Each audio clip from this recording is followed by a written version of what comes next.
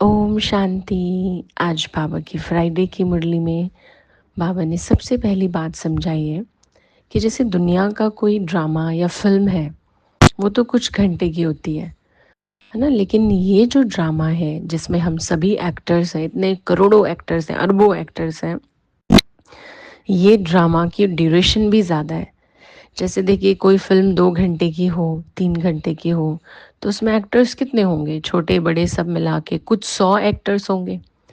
तो जैसा ड्यूरेशन है उतने एक्टर्स हैं, या कहें जितने एक्टर्स हैं उस हिसाब से ड्यूरेशन है, मतलब समय अवधि है। ऐसे ही ये पूरी सृष्टि एक ड्रामा या एक नाटक के रूप में चल रही है, और इसके एक्टर्स इतने सारे हैं तो उन सभी का पार्ट प्ले करने में 5,000 साल लग जाते हैं।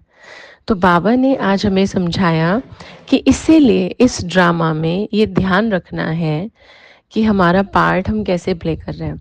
जैसे देखिए, एक होता है ना, 2 घंटे की 3 घंटे की बात होती है, तो हम किसी से लड़ भी लिए, सपोज हम ट्रेन में जा रहे हैं, नहीं पसंद आया, किसी से लड़ भी लिए, कुछ बोल भी दिया, और फिर मन में यही रहता ठीक है अगले स्टेशन पे तो उतर ही जाना है, या कल सुबह तो हमने उतर ही जाना है। तो ये कह के हम अपने आप को तसल्ली दे के अपने कर्म को जस्टिफाई कर लेते हैं। पर इस सृष्टि के नाटक में हर कर्म का इम्पैक्ट पड़ता है, और हर कर्म का इम्पैक्ट कभी भी पड़ सकता है, उसका प्रभाव, उसका असर कभी भी दिख सकता है। इसलिए हमें बहुत बहुत ध्यान देना है अपने कर्म पर।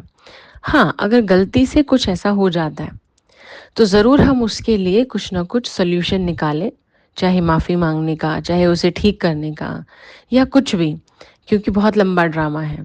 तो जब किसी के साथ बहुत लंबा रहना होता है ना, तो हमें जल्दी ठीक कर लेना चाहिए बातों को।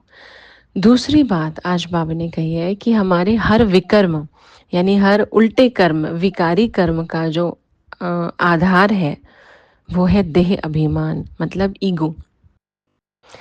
और ईगो कहें या हम ये कहें कि हम कई बार सेल्फ रिस्पेक्ट के नाम पर भी ईगो दिखा देते हैं, और हम सोचते हैं कि ये बहुत ज़रूरी है, मतलब मेरी सेल्फ रिस्पेक्ट पर आ गई बात।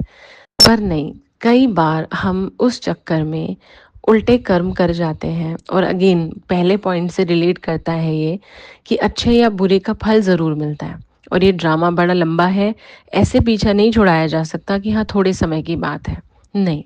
तो इसीलिए बाबा ने कहा कि अपने देह अभिमान पर बहुत काम करना है, जिसको हम बॉडी कॉन्शियस या ईगो भी कह सकते हैं।